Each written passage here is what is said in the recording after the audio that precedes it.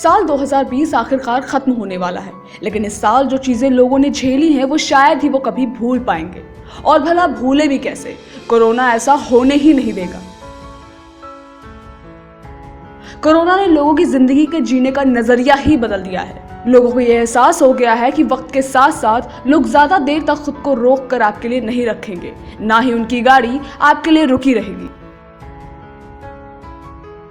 हमें पता है कि साल 2020 ने आपके जीने का तरीका और नजरिया पहले से भी कई ज्यादा बदल दिया है, लेकिन क्या कभी आपने ये सोचा है कि अपनी जिंदगी की उलझनों को सुलझाने में उलझे आप लोगों ने अपने बच्चों को खुद से दरकिनारे तो नहीं कर दिया है? कहीं वो आपके साथ रहकर भी खुद को अकेला तो नहीं गिनने लगा? आज हम आपको एक ऐसे शख्स से मिलाने जा रहे हैं जिसने कोरोना की वजह से हुए लॉकडाउन में अपने परिवार से दूर रहकर भी पढ़ाई कर रहे बच्चे और अपने परिवार के साथ रह रहे बच्चों के बारे में कुछ ऐसे खुलासे किए हैं जिसकी वजह से लोग ये सोचने पर मजबूर हो गए हैं कि आखिर कहीं मेरा बच्चा इन चीजों से तो नहीं गुजर रहा। आइए आप खुद ही देखिए कि क्या कहना चाह रहे हैं मुंबई में रह रहे प्रथमेश बाग उर्फ मुकुंद मिश्रा। नमस्ते, हमारा नाम है मुकुंद मिश्रा। हम मुंबई के ICST कॉलेज के इंजीनियरिंग के दूसरे साल में हैं। यहाँ पर पनवेल में एज ए पेइंग गेस्ट रहते हैं और मतलब ये हमारे ज़िंदगी का फर्स्ट वीडियो है। मतलब 19 बार रीटेक दे चुके हैं, ज़रा कॉन्फिडेंस ला रहे थे। वैसे हम यूपी से हैं। यूपी के जौनपुर ज़िले में हमारा गांव है और हमारे पिताजी मनोहर लाल मिश्रा हमारे गांव की पाठशाला के हेडमास्टर, मतलब गांव के सबसे पढ़े लिखे आदमी। अब हमारे पिताजी ना हमें भी खुद की तरह ऐसा पढ़ा लिखा नवाब बनाना चाहते थे, इसलिए यहाँ भेज दिए। अब बचपन में ना हम फैन देखकर बोले थे कि बड़े होकर हम मशीन बनाएंगे। अब साला छोटे बच्चे को थोड़ी पता होता है कि उसको सिर्फ मशीन बनाने के लिए MIT, EIT, BITSAT, JEE main, JEE advance ये सब देना पड़ता है। अब छोटा बच्चा था, गलती से बोल दिया। अब उसी गलती की सज़ा हम रोज़ ही काट रहे हैं। उसके बाद ना हमारे पिताजी हमको रोज़ सुबह कहते, उठ जाओ हमारे मैकेनिकल इंजीनियर, हमें गांव का कल बदलना है। पूरे गांव में ढिंडोरा पिटवा दिए थे कि हमारा बच्चा इस गांव का फर्स्ट इंजीनियर बनेगा। अब साला इस मोड़ पे पहुंच गए थे ना कि हम मना भी नहीं कर सकते थे कि पिताजी हमको इंजीनियरिंग नहीं करना। पिताजी की इज्जत चली जाती थी। हमको क्रिकेट बहुत अच्छा लगता था, कहीं और ज़्यादा अच्छा ना लगने लगे इसलिए छोड़ दिए। उसके बाद हमारे पिताजी हमसे कहे कि बेटा अगर ज़िंदगी में तरक्की करनी है ना तो ये गांव के दोस्तों के साथ घूमना फिरना ये बंद कर दो। तो हम बचपन के दोस्तों के साथ घूमना फिरना भी बंद कर दिए। हमको याद है हम 10वीं का पड़ाव बहुत ही जोर से पार किए थे। मतलब पूरे ज़िले में 7वें आए थे हम, और इनाम के तौर पर हमें पिताजी ये सैमसंग का फ़ोन दे दिए।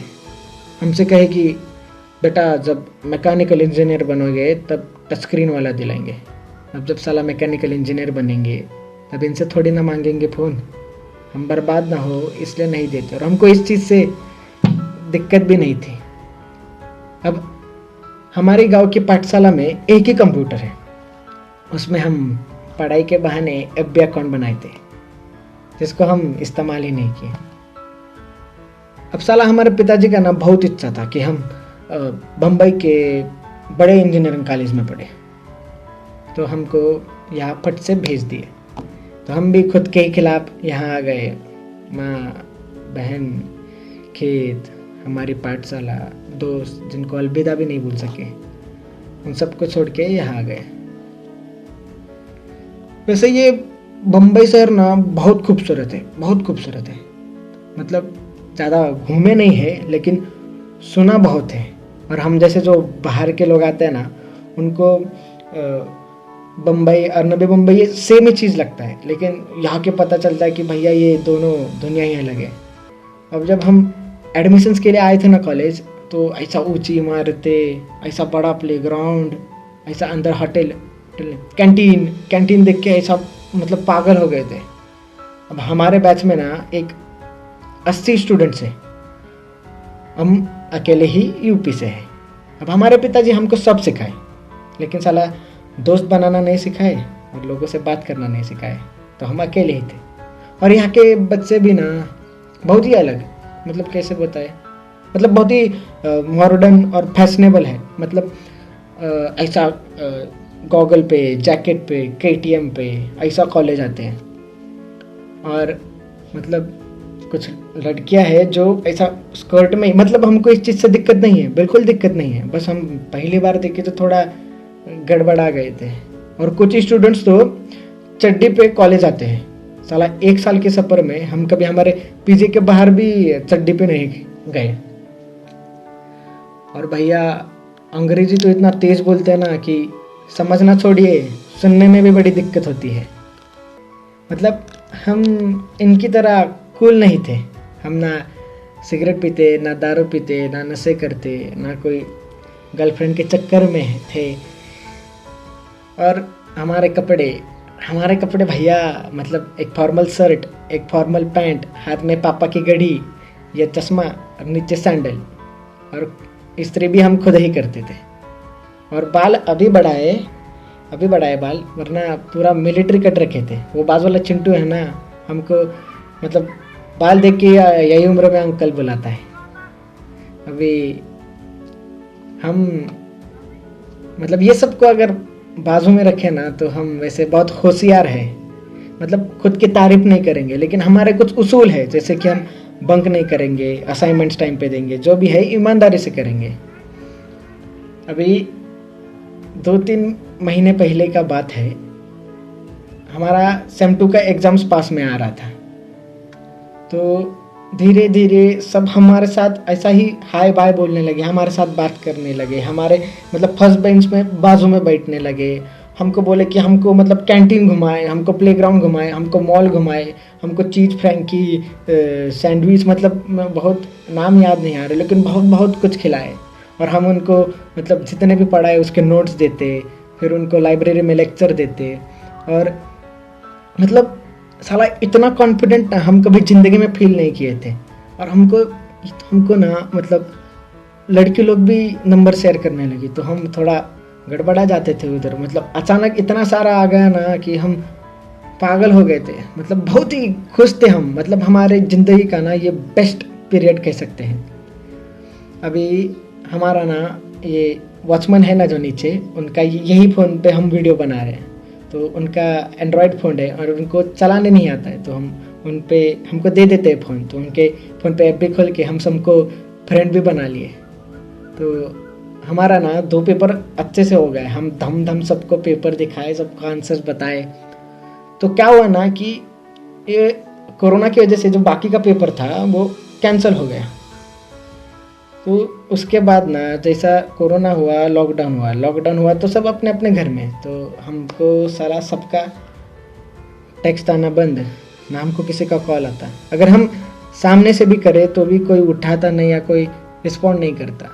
हमको एक लड़की का मैसेज आया था कि thank you Mukund for your help, means a lot. तो हम कहे कि you are welcome, how are you. तो उसका भी रिप्लाई नहीं आया। हम सोचे कि हम ऐसा क्या कर दिए, कुछ गलत बोल दिए क्या किसी को। अभी तो हम सोचे कि साला हम कूल बनने के लिए ना फेसबुक पर मीम्स सबको शेयर करते हैं, तो सबका रिएक्शन तो आएगा। लेकिन उधर भी कोई किसी का रिएक्शन नहीं आया। मतलब हम बहुत कोशिश कर रहे थे बात करने का। हम मतलब अभी एक अकेला इंसान घर में पढ़ेगा भी कितना। हम ना गेम खेल सकते थे, ना पिक्चर देख सकते थे, ना किसी से मतलब घूमने के लिए बाहर जा सकते थे। हम बहुत सोने लगे थे, हम बहुत चिड़चिड़े हो गए थे, बीच में ही रोते थे, बीच में ही गुस्सा होते थे। हम ज़्यादा सोने लगे थे, मतलब हमारा काबू ही खुद से हट गया था। हम मतलब अभी देखिए ना, हम जो चीज़ ज़िंदगी में नहीं कहे वो पहली बार कर रहे हैं। जैसे कि हम पहली बार वीडियो बना रहे हैं।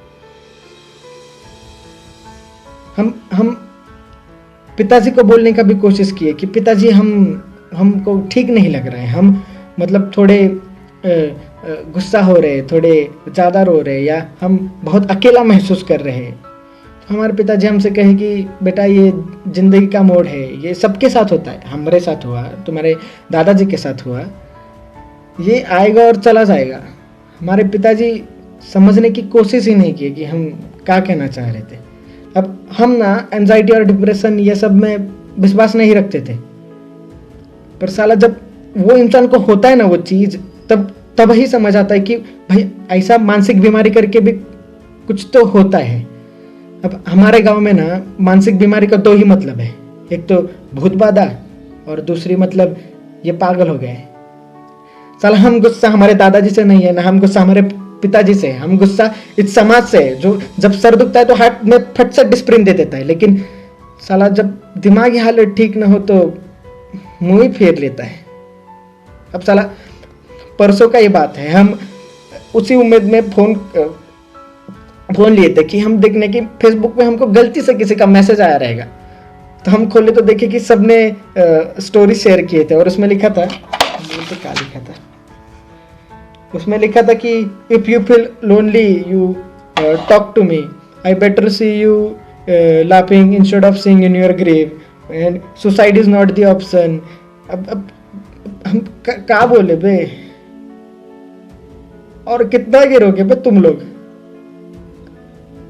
गए 1 महीने से हम बात करने की कोशिश कर रहे हैं कि हमसे कोई बात करो, हमारा फोन उठाओ, हम तरस रहे थे कि हमारी सुनो मत, लेकिन हमसे बात तो करो, हमको तो जानो कि हमको क्या हो रहा है।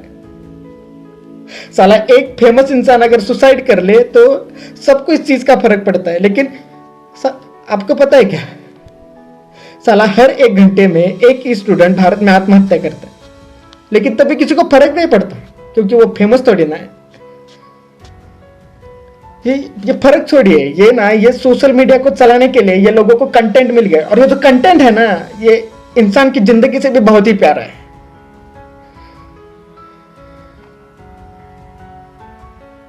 अभी 2-3 हफ्ते और गए ना, किसी को कुछ फर्क नहीं पड़ेगा, क्या एंजाइटी और क्या डिप्रेशन। साला वो दर्द ही बहुत अलग होता है जब दर्द बांटने के लिए भी कोई नहीं होता।